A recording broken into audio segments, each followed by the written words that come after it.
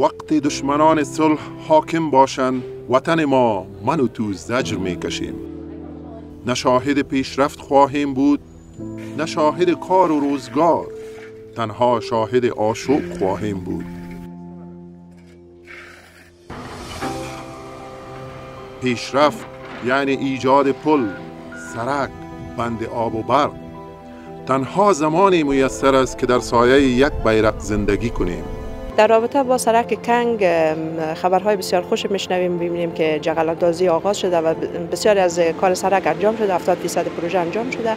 در سابق ما میدیدیم که محصولات کشاورزی تا میآمد به شهر برسه خراب میشد، مریض ها همینطور خانم باردار، خانم‌هایی که مشکل ولادت داشتن میآمدن به شفاخانه ولایتی با مشکل مواجه بودن.